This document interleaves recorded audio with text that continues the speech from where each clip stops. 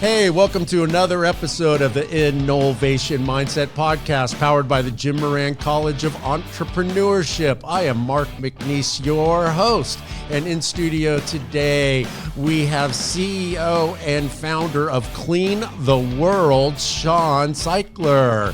Hey, Shawn, how are you doing? Thanks for coming in today. I'm doing very well, Mark. Thanks for having me. It's a fun week for me to be here. Yeah, why are you here? I'm here first and foremost to speak to all of the wonderful and amazing students here at FSU. I am also a big football fan from South Florida, and can tell you that we have something in common with each other, which is how much we all dislike the Florida Gators. There you go.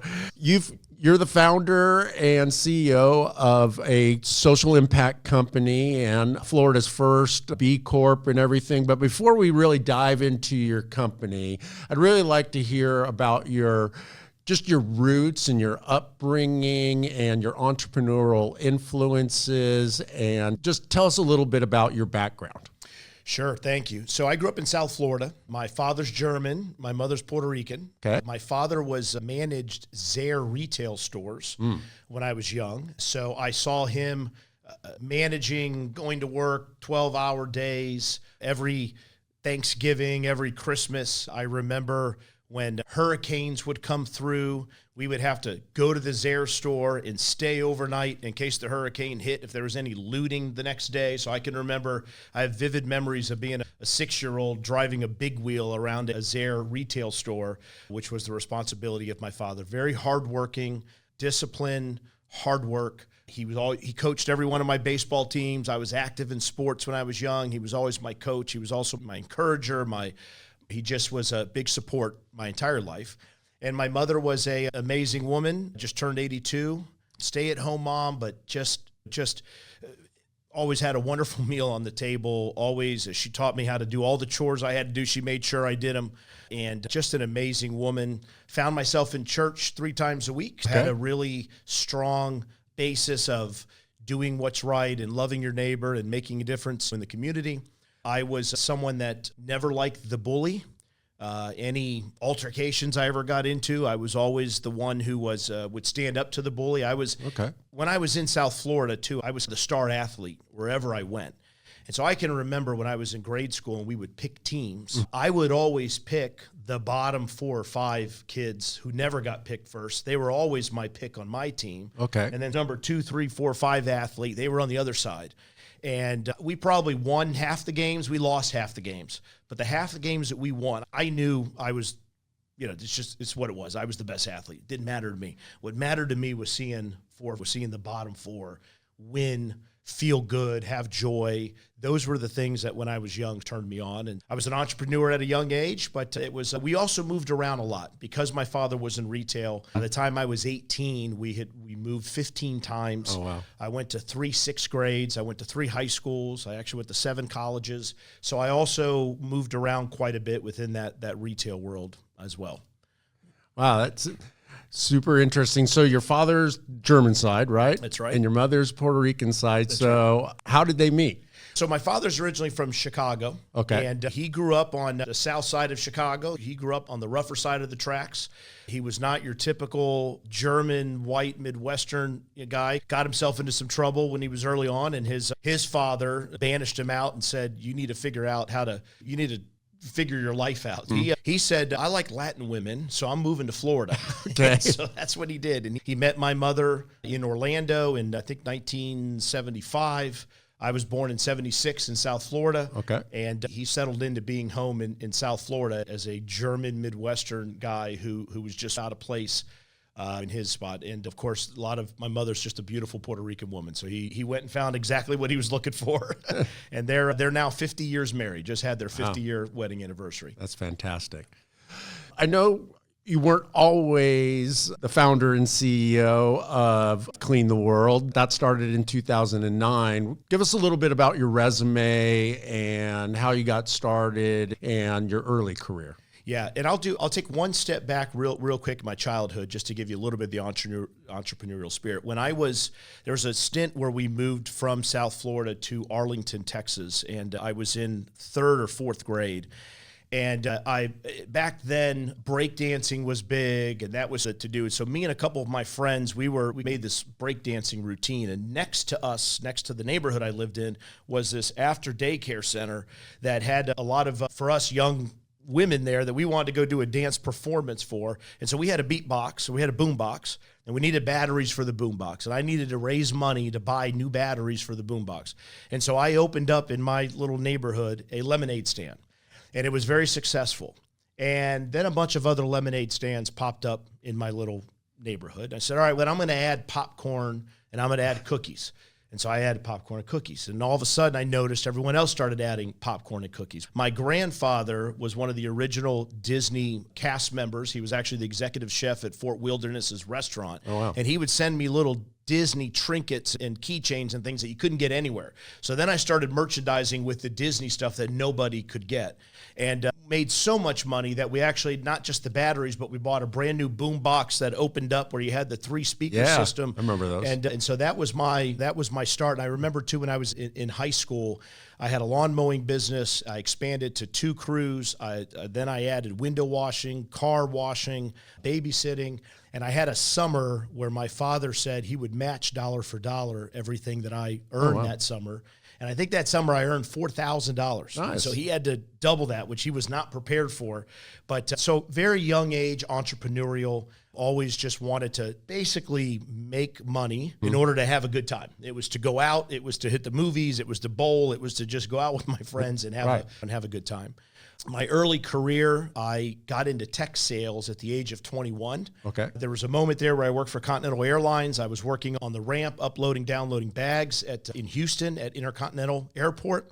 Got into some pretty good shape. Decided to go play college football, played at Texas State University, got injured, came back, could not operate on the ramp because of my wrist injury, so I went into ticketing sales. Within about 4 months, I was a trainer at the age of 20. And then at 21, my friend who was running a software company, it was the first Windows-based software system sold to trucking companies, said, we think you can come do something here. Why don't you come sell our software? And so I went in, I started to learn the software, did tech support, and eventually started selling it. And I think we had 7 guys in the sales team, and my sales every month would equal the combination of the other 6. Oh, wow. And so at the age of 21, I had my first 6-figure year, bought my first convertible, had my first house, started to just make money doing tech sales. And that's really where the career jumped off, all the way up to the point that I launched Clean the World. Okay. So tell us a little bit about Clean the World and the inception of Clean the World. Not many people would think about recycling soap and the social impact of that. So tell us how that all happened. So in 2008, I am a vice president for a technology company running a global sales team, selling e-com data technology services to Fortune 100, Fortune 1000, manufacturers and retailers in the consumer electronic, computing, personal care space. And I'm making a lot of money for a lot of other people. The company I worked for was at the time started talking to Google about selling the technology to them. 3 years after I launched Clean the World, the technology was sold to Google. It's the basis of Google Shopping. So everything that you see in Google Shopping was purchased from the company I was at back in 2008. But I wanted to do my own thing. I wanted to start my own business. I didn't really know what that was. I thought about sustainability and green energy as an entrepreneur. So I was looking at wind turbines and solar panels and T. Boone Pickens' website all the time. And I was just, what could I do? Because I thought sustainability and green energy and all that was going to be the way of the future. So I was looking for things of waste. I went to Minneapolis quite a bit. I was there probably 40 nights a year. My 2 accounts that I managed specifically were Best Buy and Target.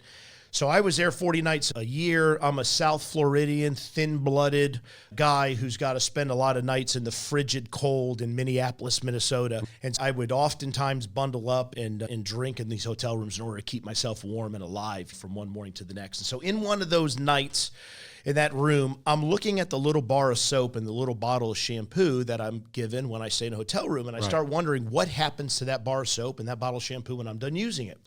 So I called the front desk and I said, what happens to the soap and shampoo when I'm done? And they chuckle and they said, Shawn, why don't you have another cocktail? And I said, perfect, send one up, but answer this question. What happens to the soap when I'm done with it? He said, we throw it away. I said, okay, got it. So I went to my computer and I started Googling, and I found that there was 4.6 million hotel rooms in the United States at the time. There's a 60% occupancy rate. There's a 1.2 night average stay. So I do back of envelope math and figured that if all hotels are throwing their soap away, we're throwing away 1 million bars of soap every day out of hotels across the US, and probably several million bars of soap out of hotels across the globe. So that sticks with me. And over the next days and weeks, I start to think about how to recycle soap. And so I find some very simple ways where you could take soap, you can melt it down, you can reform it into a new bar. It's called rebatching.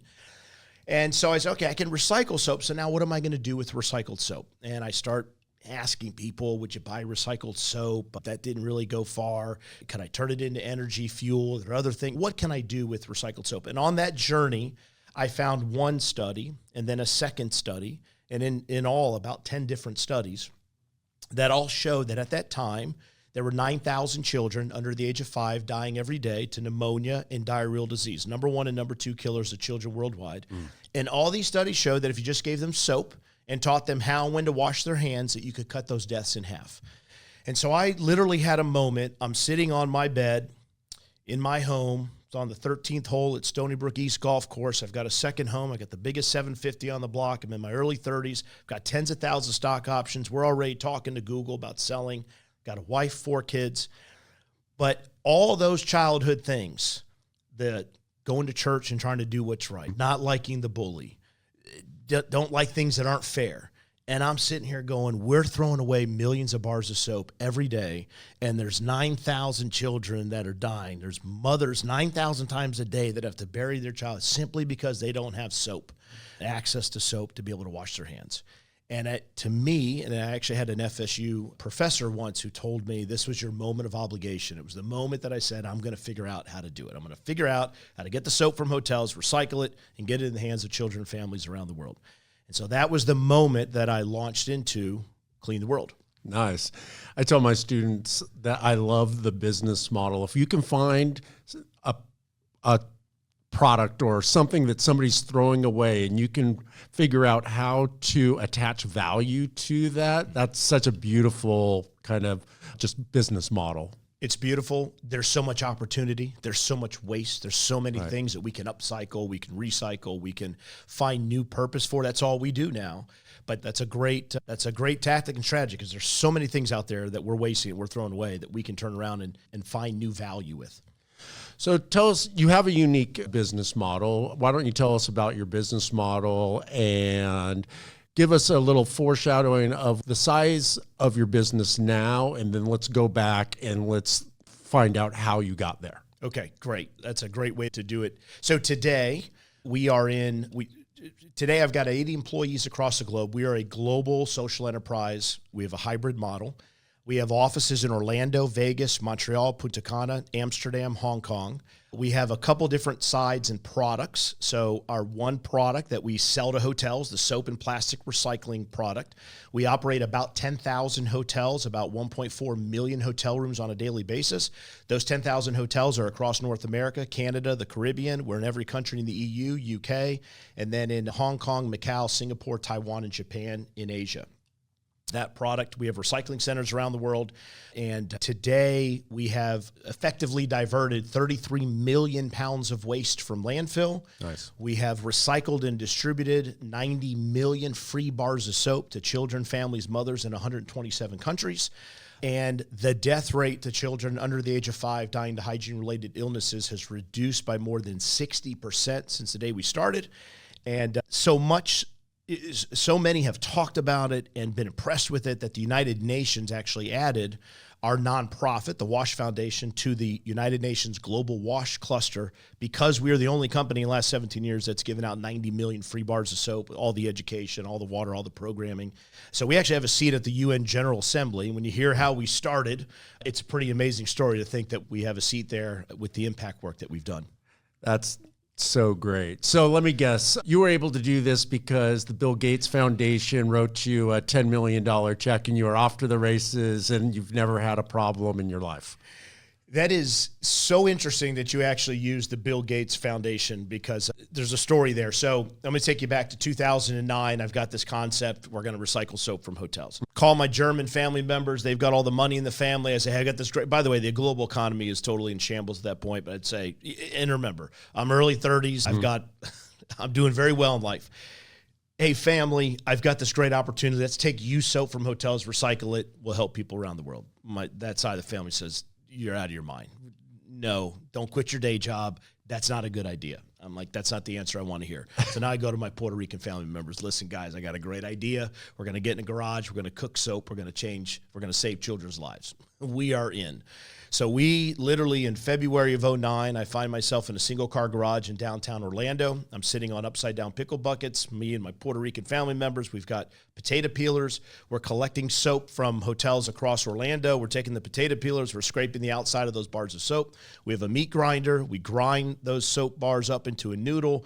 We have Kenmore cookers. We cook the soap 2 hours, cook all the impurities out, cook it into a paste. We then have these big wood soap molds we made. We put a layer of wax paper, put the paste on, another layer of wax paper. We top it, we clamp it, dries overnight. Next day, we take wire cutters.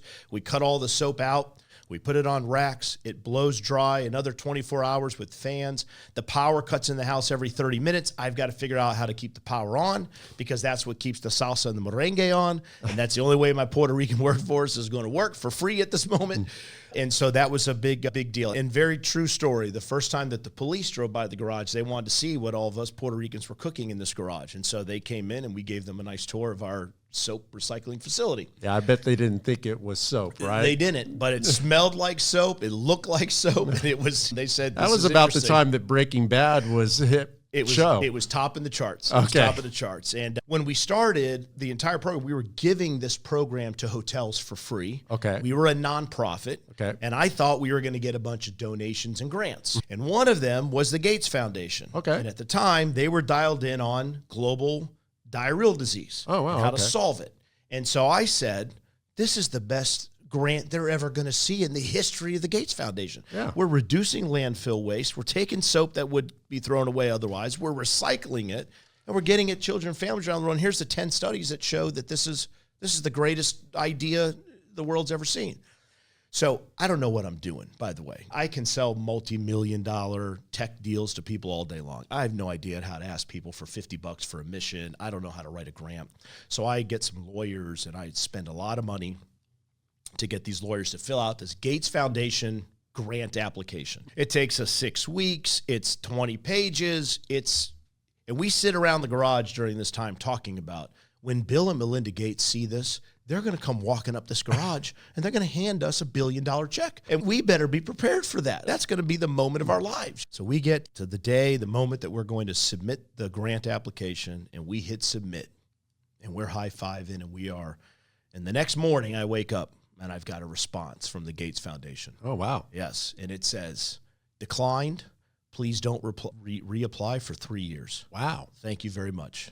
Do you know why they declined it? No idea. Comma in the wrong place. Didn't have no idea what technicality it was. It was a no. And that was one of the most devastating moments for us early on. I was going through all of my kids' college funds. I had at this point lost a home. Car had been repossessed. My power got cut in the house a couple times. I had to starting to borrow money from it. And we were going through it all. And it was a moment of, what are we going to do? And that was what then led to, well, we're giving this to hotels for free, but we're providing value to the hotels. This is a CSR program. This is a sustainability program. We're showing them the impact that we're making. We've got all this data we're collecting so they know how much landfill diversion and carbon offset and energy they're saving. And this is a great employee morale program, because the room attendants that are collecting this soap, they're coming from the countries that we're sending it to, from Haiti and Mexico and Guatemala.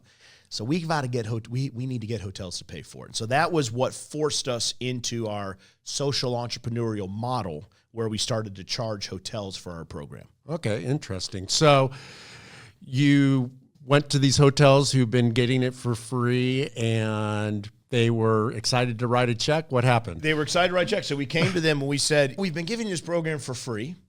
You're welcome. And but you know what? We're going to go down. We're going to go under. unless you start paying for it. So it's going to be very simple. We're going to charge you 50 cents per room per month. So if you're a 100-room hotel, you're going to pay us $50 a month. It's simple. It's easy. It's a little bit of money. It helps us. Are you down for that? And they said, no, absolutely not. We like it when it's free. We don't have the money to pay for it. Do you see what the global economy is doing? We're not going to be able to pay for it. And every one of them said no. And it was devastating, right? Yeah. So we're still in the garage, right? And around this time in July of 2009, the local Fox affiliate in Orlando, Fox 35, does a piece on us where we take our first batch of soap international and we take it to Haiti. Okay. And they see the distribution in Haiti. They document it. It's a 4-minute news piece. It's a really nice, well-done piece. And it was such a well-done piece that local Fox affiliates around the country start picking the piece up. Nice. And just so happens in New York, the local Fox in New York was running the story one night, and Katie Couric at that time is doing CBS Evening News, and her senior producer happens to sit down on the couch, turns on local Fox, and sees this piece on us.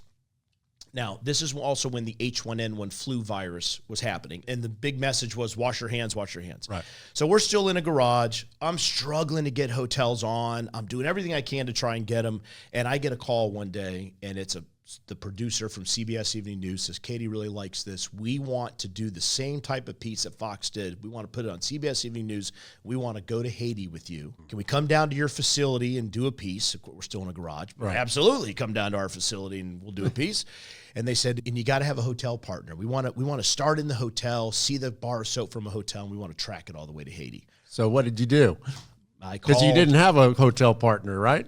I didn't, but I was very close to getting a hotel partner, the Peabody. All right. And I called the Peabody and I said, listen, Marshall Kelberman was my guy there. I said, Marshall, I need you to pay for this program. And if you do it, I'm going to put you on CBS Evening News. I'm going to charge you 40 cents per room per month.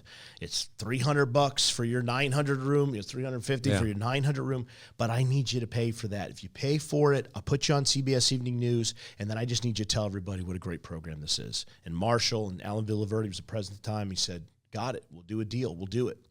And so I remember getting that first check from the Peabody for $347. And that was actually one of the moments that I just started crying, knowing that there was now light at the end of the tunnel, that I could end up selling this program.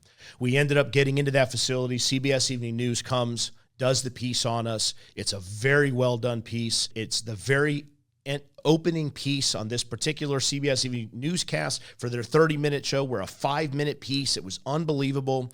The phones start ringing from hotels, not necessarily in the state of Florida, starting to come from like California and Colorado and Washington and more green, sustainably driven sort of states and areas. Yeah. But then I'll just fast forward to January 12, 2010 is the devastating earthquake that happens in Haiti. Okay. We immediately get into help mode. Within a few weeks, I'm in Haiti distributing soap at tent cities. At the time I'm there, CBS calls again, says, where are you? I said, I'm in Haiti. They said, Dr. LePouc's going to come do an interview with you. He comes to the tent city. I've got a line of Haitians behind me. He calls me the Pied Piper of soap because you're like the Pied Piper of soap. I said, yeah, I guess I'm the Pied Piper of soap. That piece runs.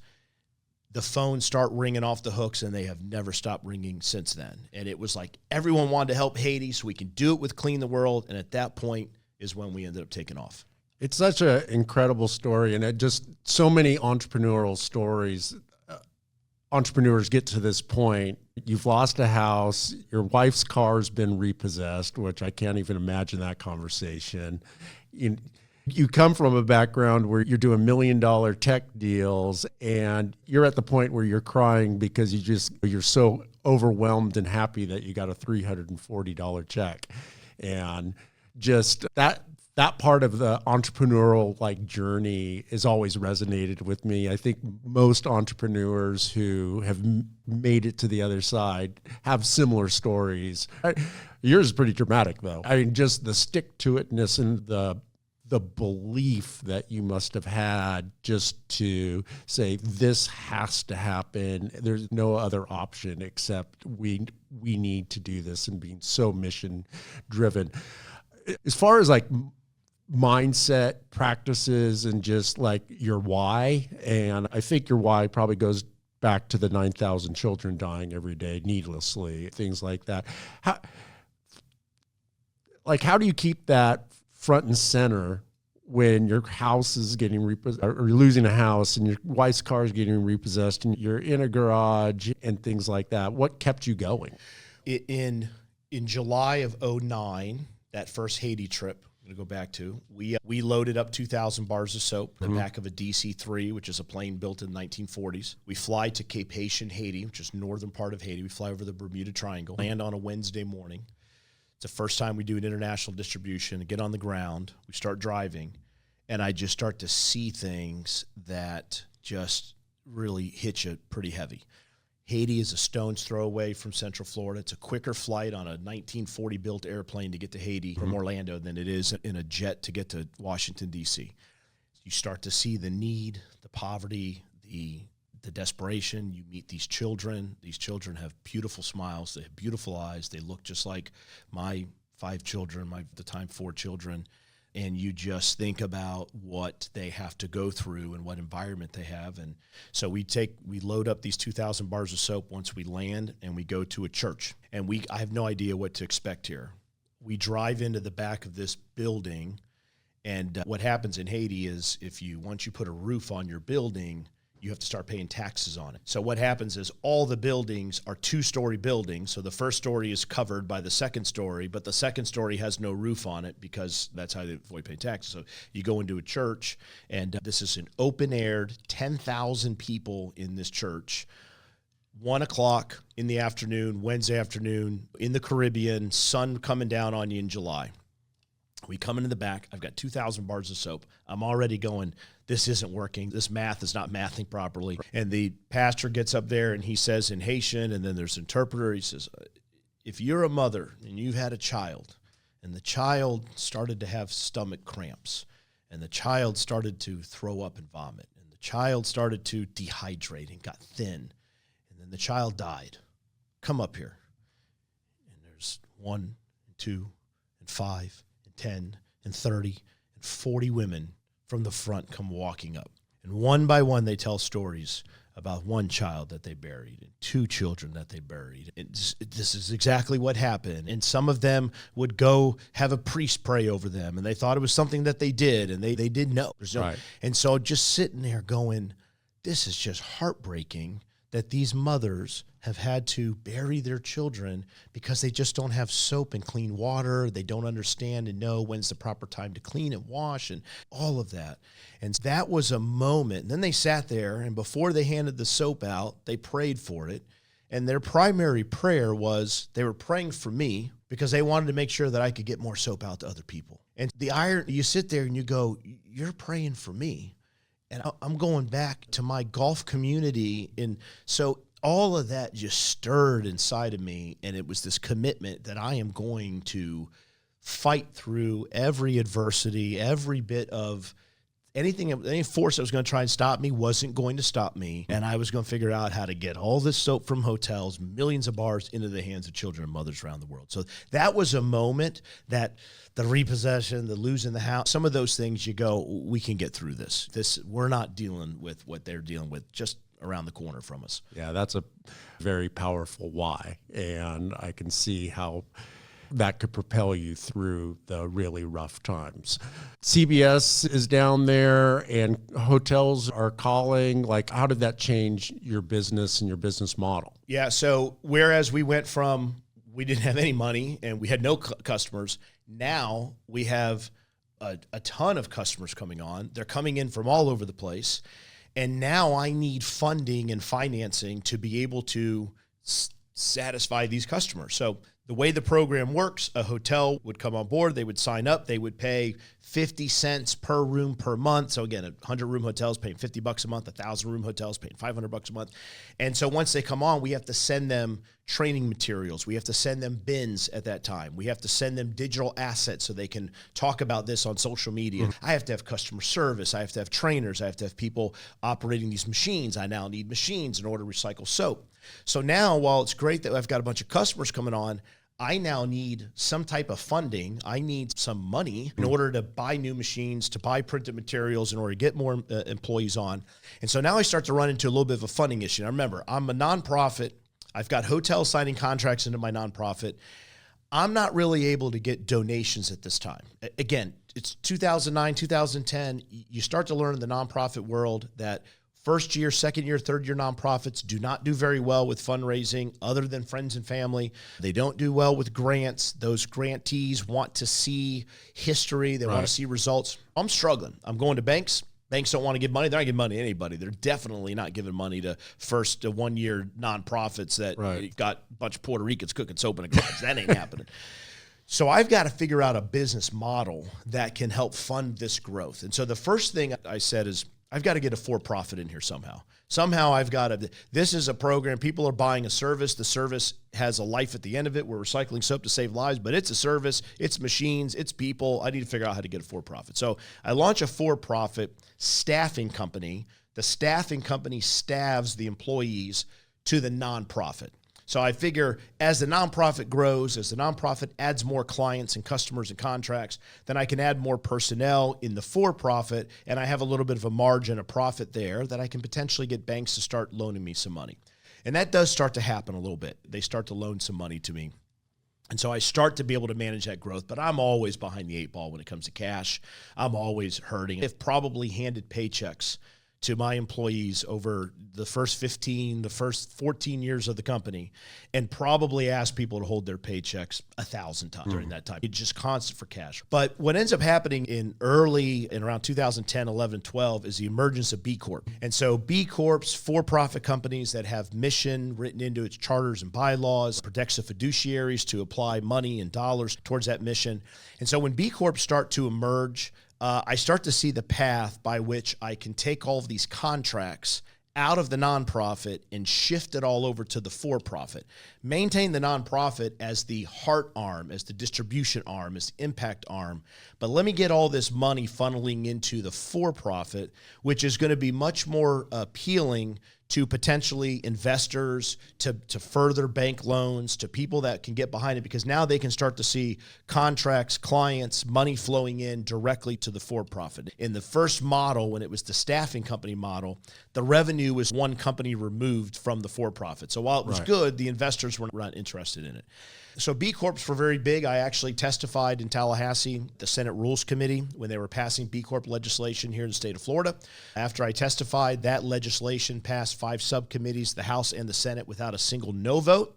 So I basically conducted like a miracle in Tallahassee, did something that wasn't naming a road or a bridge that had not a single no vote. And in July 1st of 2013, Governor Scott signed the law for B Corps to exist. And on July 3rd, we were the first B Corp in the state of Florida. Oh. And so that allowed us to go back to our hotel clients and say, hey, listen, we want to take all these contracts. We want to move it over to a for-profit. Now, I thought that was a big deal. Like, I was concerned going to my clients and saying, you've been paying my nonprofit all this time. Now I want you to start paying my for-profit that I own. That's a whole sort of a different discussion. And what was so interesting, we did so well and have done so well over 17 years now of documenting all of our work, of taking all the statistics, the data, providing that back to the hotels so they know exactly how much landfill diversion, how many bars of soap, how much carbon offset, how much energy water. We give them all the digital assets so they see it. We take them to the mission field so they see the distribution. We had built so much credibility with them in our impact that when I went back to have that conversation with them, they said, why do you want to do it, Shawn? I said, because I need to grow. If you allow me to do this, I can get more revenue. I can create more products. We can do more of this together. It'll be sustainable. They said, you got it. That makes sense. They said, we know you'll do it. You've done it. In this nonprofit, we agree with you to do it for profit. It was some of the easiest discussions we ever had. We shifted it all over, and that really accelerated our growth at that business shift. How much of your value proposition is the data side to your customers, just giving them that data of real impact? It's a huge value spot for us, value proposition for us. Doing the soap recycling, conducting the distribution. We have another company, another side of the house that does hygiene kit builds, team building events, backpack builds. So actually executing on those events, we do that with operational excellence. We are very good at that. That's key. But the real value to these hotel partners and to partners on the event side is the impact that's being driven. It's the engagement. It's the carbon offset. It's the verifiable, auditable. It's the United Nations Sustainable Development Goals, UN SDGs that you are helping us impact. It's showing us that data. It's the fact that we've certified it. We two-party audit it. We prepared them that we were tracking on the last administration to any ESG claims from publicly traded companies when they were made in their annual and quarterly reports were going to potentially be audited by the SEC. So we put ourselves in a position to help audit. I don't think they're doing that now, but I think they'll eventually get back there. So it's not just that we can provide the data, but it's all the auditing ability of it so they can believe in it. They can share it to their shareholders, to their stakeholders, to their employees. They can do PR around it. And that's a big deal because you get into greenwashing, you get into so many people that have been found to be frauds that don't do it. So we put such an emphasis on the credibility behind it. That's such a big piece of the value.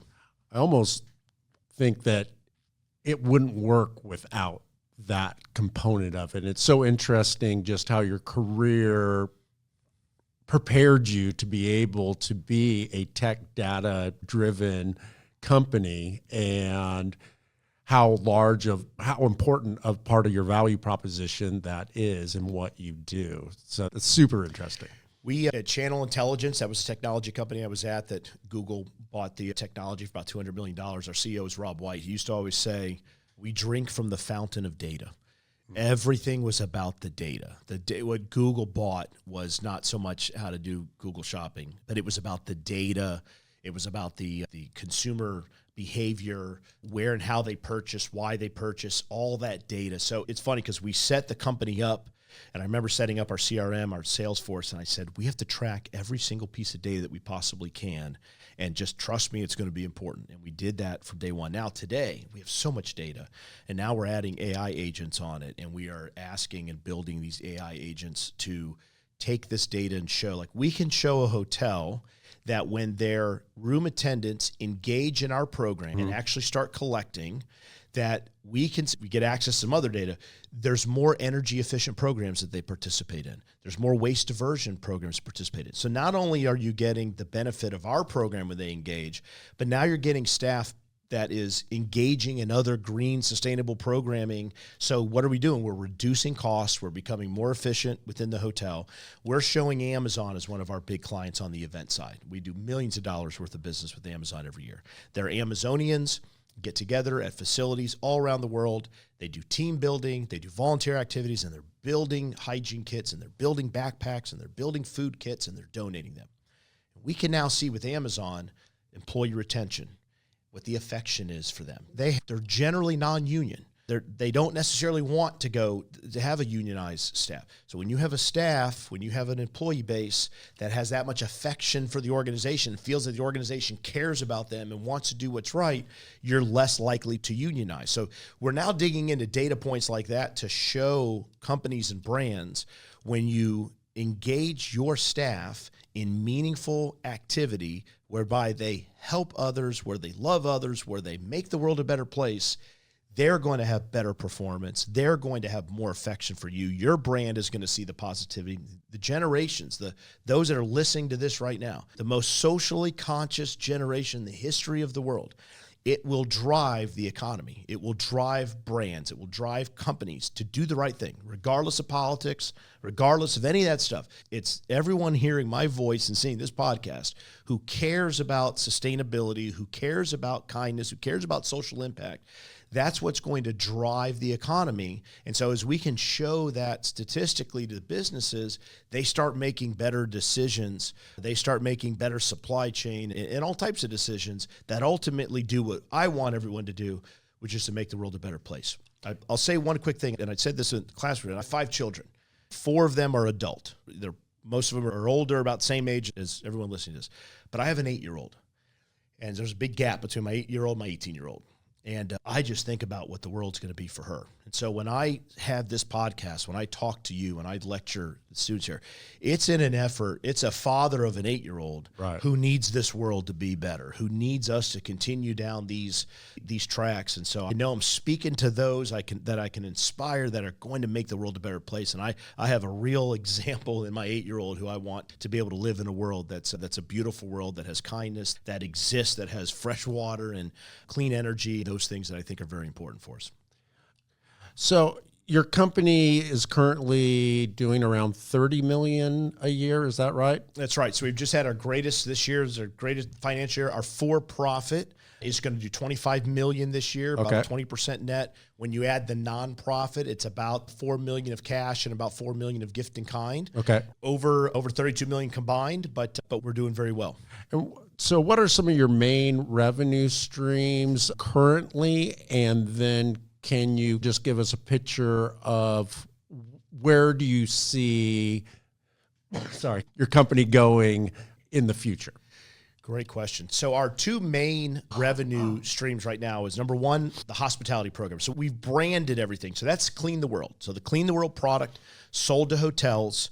Generally, the price point now is about $1 per room per month.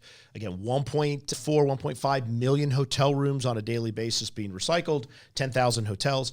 Someone comes, signs up to a 3-year deal, 5-year deal. They're paying, again, that $1 on average per room per month for the entire recycling. Whether they send us 1 box a month or 30 boxes a month, it's that same price. And of course, we've done statistically and analytically, we know that price point works based on participation, all that. So that is globally for us. We have a brand standard with Hilton.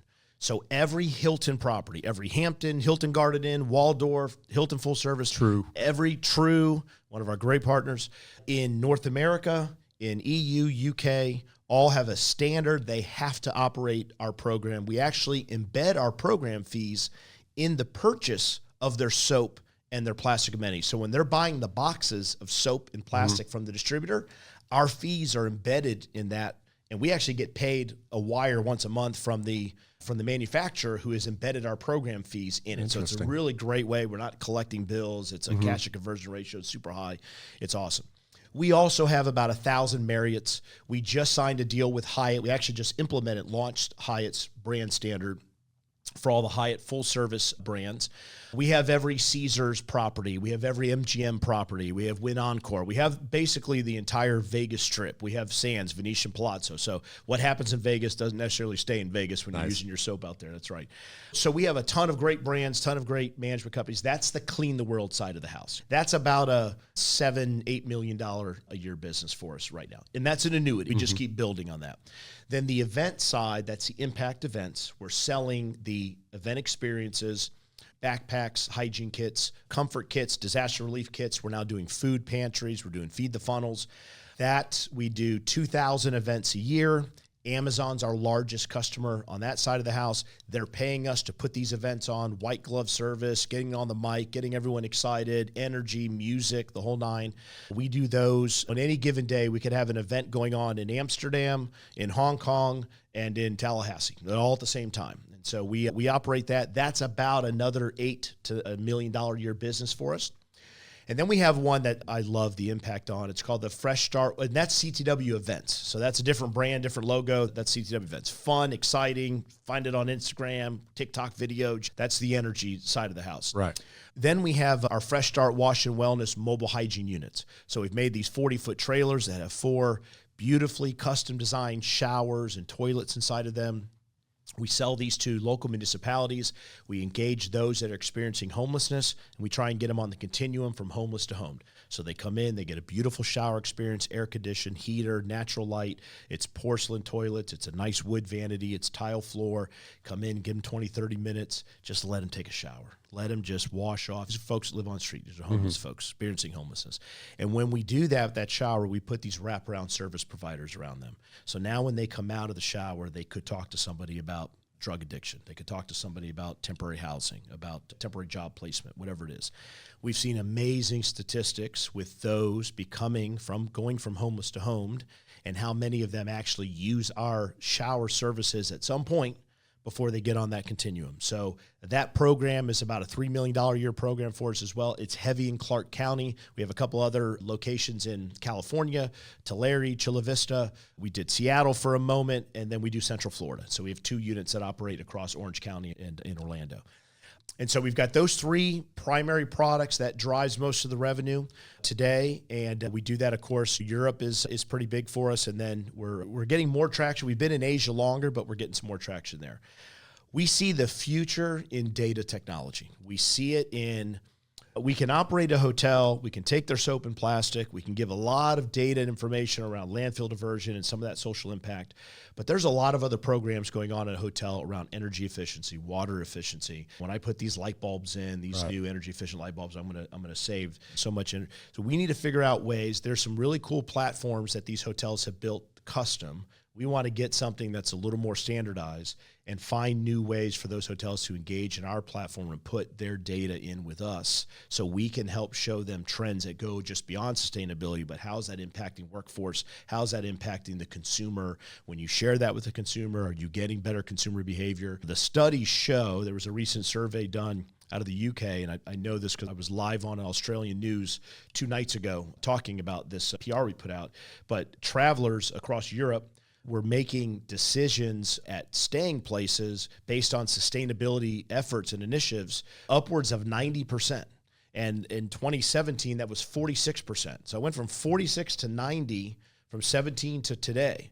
So it's important to them. So how then are hotels, how is Amazon, how are our other clients, Chick-fil-A and JP Morgan Chase and Starbucks and Wells Fargo, how are they communicating to their consumers the sustainable choices that they're making, the supply chains that they've implemented? And then also the interesting dynamic there, by the way, side note is in today's political environment, some of this stuff is not, it was, how do we help them talk, communicate, articulate it in a way that is also, that's down to those consumers that care, which again, are these younger consumers, and I really believe all consumers, and do it in effective ways that make a difference and do not also rattle up some of the political pressures that they have as well.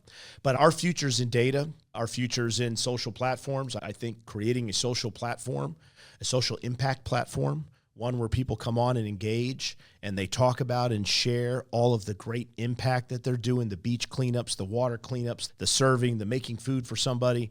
If we could get a social impact platform that the world, that consumers can dictate and drive what's important, what social impact today matters, what's the subject of the day that we should be engaged in, we're looking at doing that. I think that having an impact event at every party should just be part of having a party. So if I'm throwing a birthday party or a graduation party and I've got my decorations and I've got my food, I should have an event going on. We should be building 100 hygiene kits that we're going to donate to the local shelter on behalf of the person that we're throwing the party for, or all of us. I want to make that inexpensive, easy, quick. I want somebody to be able to go on an app and have that build show up at whatever location around the world the next day. So there's some really cool things we're going to do, and data technology will be the basis of it. So I have 2 questions to finish the podcast. One's a personal question, and I really want to hear your answer. And then one is for the good of all the entrepreneurs out there. So here's the first question. When your time is done, how are you, and you look back, what is success for you? We all exit our businesses one way or another. So when you look back, what does success look like for you that you'll be like, okay, I fulfilled my mission? That question is interesting because that has actually morphed for me probably over the last 12 months. So 12 months ago and still today, to look back and have created one of the most impactful companies in the history of the world. One that people look at and go, that company made the world a better place. Like tangibly, absolutely, you can see it, you understand it. That company was really good for the world. And I get a little emotional thinking about this. And today I have 3 of my 5 kids working at the company. Okay.